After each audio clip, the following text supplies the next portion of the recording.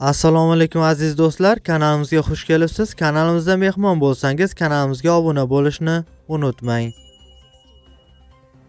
Markaziy bank tomonidan belgilangan xorijiy valyutalarni o'zbek so'miga nisbatan 27-may kuni uchun amal qiladigan qiymatini e'lon qildi.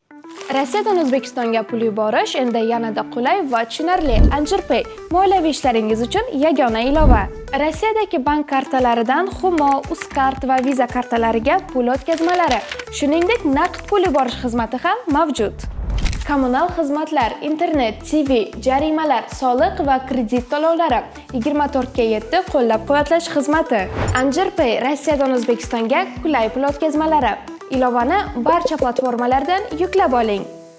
Ko'ra dollarning rasmiy kursi 4 so'mga ko'tarilib, 1 AQSh dollari 12.001 so'm tashkil etdi. Bundan ko'rinadiki, 100 AQSh dollari 1.200.194 so'mga teng bo'ldi. Yevro kursi esa 5 so'mga ko'tarilib, 1 yevro 13.973 so'm tashkil etdi. Bundan ko'rinadiki, 100 yevro 1.397.386 so'mga teng bo'ldi. Rossiya rubl kursi esa 0.64 so'mga pastlab, 1 Rossiya rubli 166 so'm tashkil etdi. Bundan ko'rinadiki, 1000 Rossiya rubli 166 ming so'mga teng bo'ldi. Eslatib o'tamiz, har kunlik dollar, yevro hamda Rossiya rubl kurslarini kuzatib borishni istasangiz, kanalimizga obuna bo'lib, qo'ng'iroqcha tugmachasini bosib qo'yishni unutmang.